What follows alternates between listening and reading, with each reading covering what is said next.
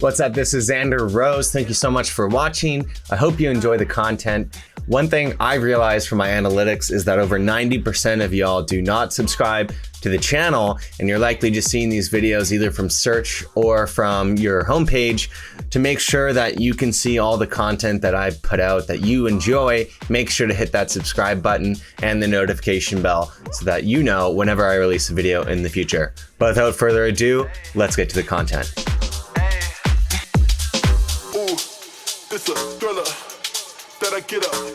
What's up, guys? Welcome back, and today we're doing another one of these less music related videos, I guess. This one's more general. I'm going to be about my life and what else is going on.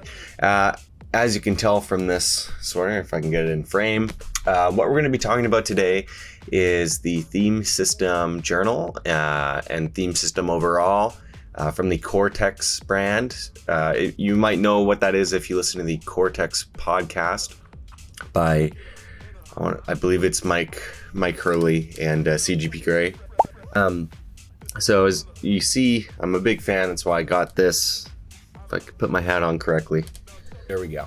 And I got this as well. This is the theme system journal. Now, I've been listening to the podcast for so long that I really resonated with their idea of having yearly themes in the theme system in general, as opposed to having resolutions. So I've kind of soft done it before, but I haven't really committed as much as now. So I wanted to take the opportunity to review what's contained in the journal, how I plan to use it, what my themes are, and just keep in mind that, especially one of my themes is really related to me as a musician, so it will have value if you are a DJ or a producer like myself. Then I'll kind of pitch you on why this is a good way to think about things, especially in contrast to the more traditional way of thinking about your major goals in the long term.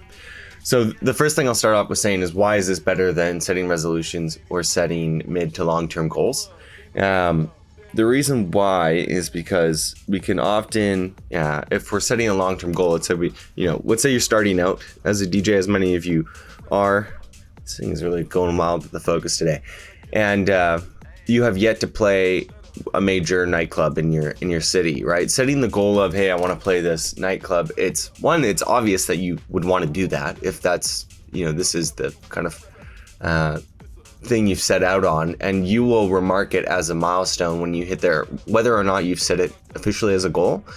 And it doesn't really, having that goal do anything for you in a practical sense in terms of the steps you need to take to get there, the mindset you need to have, or kind of a guiding principle for how to make decisions.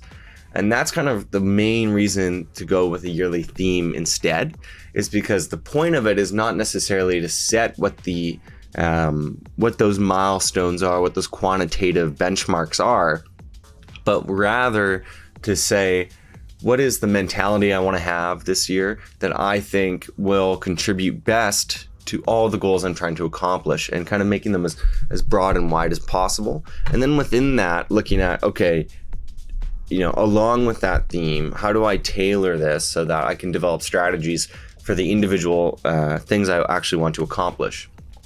And so that kind of ties into the way that the journal is actually formatted. So the first thing I just want to note is obviously the build quality is really great. Definitely, worth the money. I have lots of other notebooks that you will be able to see up here.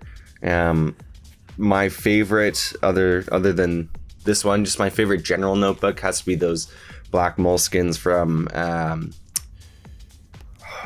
what is that place called? Muji. From Muji, yeah, those ones are great. Just for general notebooks, I use those. I've been using those for years for sales meeting notes and other stuff like that. Although I don't currently use one for my kind of artistry notes, I use a different one that's Game of Thrones themed, even though I don't really watch Game of Thrones. Just thought it looked cool. But this one is probably the best build quality I've seen. Other than that, the only gripe I have about the construction of this is the lack of bookmarks, considering that they segment. There's three major parts of the planner, and it would be great if they could have little bookmark tassels like this. I actually stole this from another one and then put it into here. So It's kind of unfortunate I had to take it out of another book just to have that formatted. The front cover is just name or front inside page is name and contact information. I'm not going to show that, obviously. And then we get into the theme. So there's space for 4 available themes. Looks like this. I'm going to show you the blank one at first, just so you can get an idea.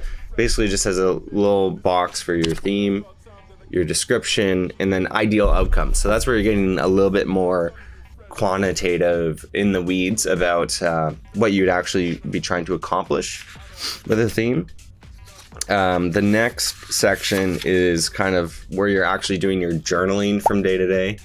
So you have these 3 or 4 boxes actually that are open. There's nothing on them that say what you're supposed to write in there. You're supposed to come up with that yourself. And I've been told there's enough for 3 months in this.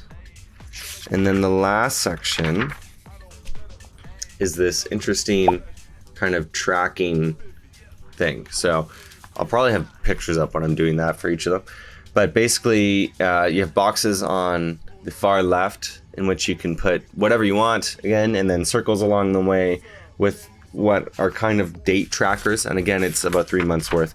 And you can put whatever you want in those circles. Some people color them in part ways to show their feelings. They do different colors, put numbers. You can do your own scale. I'll share with you how I plan on scaling the different things that I've decided to put in there and how I kind of formatted them.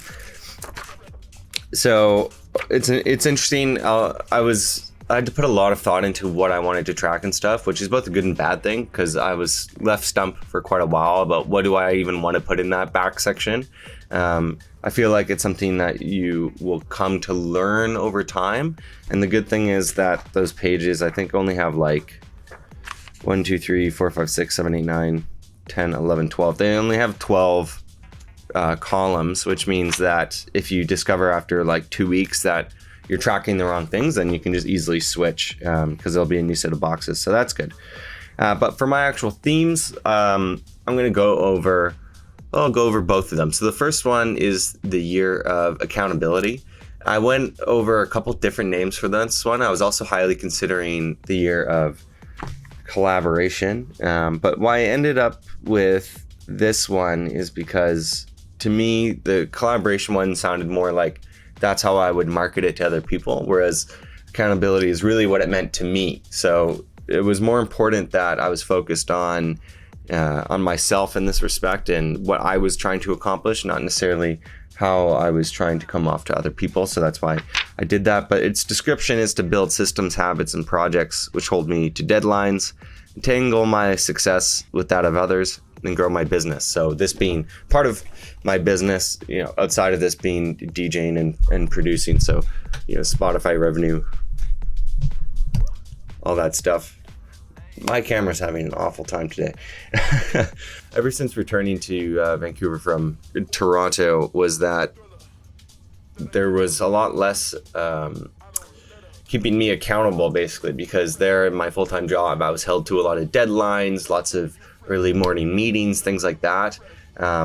Now that I'm kind of self-employed and doing these side projects and whatnot, it's really up to myself to make sure that I'm staying accountable to things, especially when it comes to producing music, sending it out, doing proper promotion, etc. So that's really the intent of this one, is I need to get myself back on track when it comes to my accountability, to make sure that I'm maximizing the success potential of the different projects.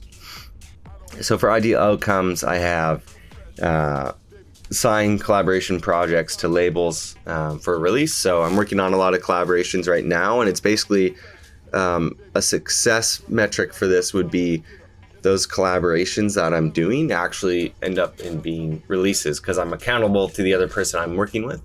And that's kind of that's why originally I wanted to call it collaboration, because I basically want to make sure that I'm dependent on my peers, such that it creates accountability for me, because I know that some other person is waiting on me, or our success is entangled in some kind of way. finalize my project management system. So I've used different task managers and project management systems over the years, usually dependent on whatever my team is needing to use. I'll just adopt, and I'm very adaptable person, so that works for me. But I've yet to find one that I am personally excited to use and want to use on my own volition. So that's kind of, right now I'm using Minimalist on my iPhone, just because I feel like where I'm at right now, I don't have enough large scale projects that warrant a more sophisticated system like Asana or whatever. So I want to finalize that by the end of the year. Plan and play events with my peers. So again, like this technically isn't a SMART goal, because there's no quantity, the amount that I want to play or plan. It's really, I just want to do as much as I can, and that outcome should be guiding my thinking. So, am I putting in effort to get towards those things? So playing and planning more events. And again, with my peers is another operative part of that ideal outcome. Growing my social media following. This is probably the most quantitative one I have. So this is kind of 10xing. It's a little bit less than 10xing both, but 10K for Instagram and 20K for the YouTube here. This because I feel like I see myself really as a content creator and as a creative beyond just producing music. And to me, it would show that I'm able to use my skill set to grow community, which I think has been going on here. And we've been seeing really great growth on this channel. So I think that's definitely achievable. And then sign brand deal / sponsorship for both to show that we've achieved the kind of success that companies are willing to support us. That's a big milestone for them to put their money and actually invest in myself and in this project. Yeah, that would be a really ideal outcome, as you would say. So my other big theme for this year, for those of you who don't know kind of my story that I've alluded to in different videos, I lived in Toronto working full-time for a little over a year and took a year off of university to do that.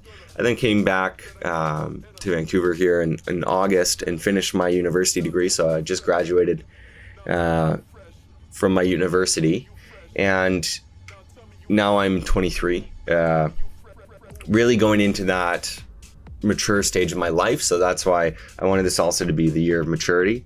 Again, another name that I thought about this was the year of independence. But I think maturity encapsulates more of what I'm trying to do here. So that's why I went with that rather than independence. But the description still kind of outlines why I would want to call this independence in the first place.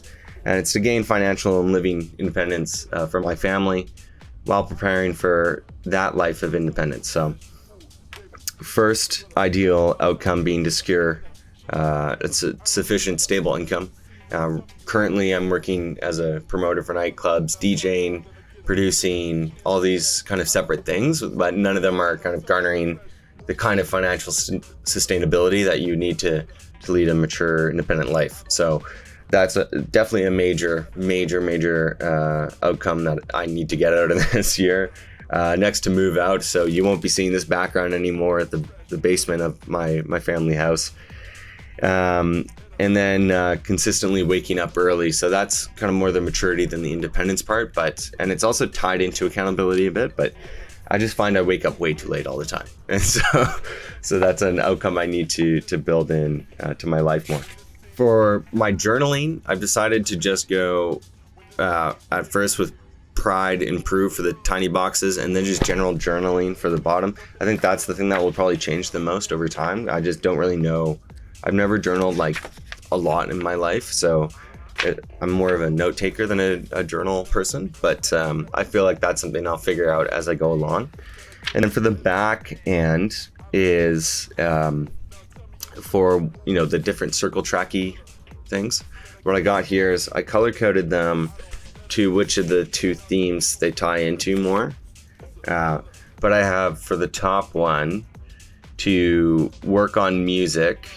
And for this one, I'll just put the amount of time that I worked on music for in the day in the circle. log track activities. This will just be a yes or no, not the amount. And that's building towards the kind of systems, posting to socials. And so this one will also be, it'll be either 50% or 100%. So for Facebook and Instagram, or no, it'll be out of 2, but obviously I do more than 2. So of Facebook, Instagram, and YouTube. I need to hit 2 of those pretty much every day is the ideal outcome, 1 or 2 of those. When did I wake up? So I just put in the time there. Email, inbound and outbound. This is about collaborations and opportunities, playing and planning events. So 1 point for clearing all of my inbound emails, so zeroing my inbox basically. And then another point for actively sending out the emails that I need to be furthering the project and the career.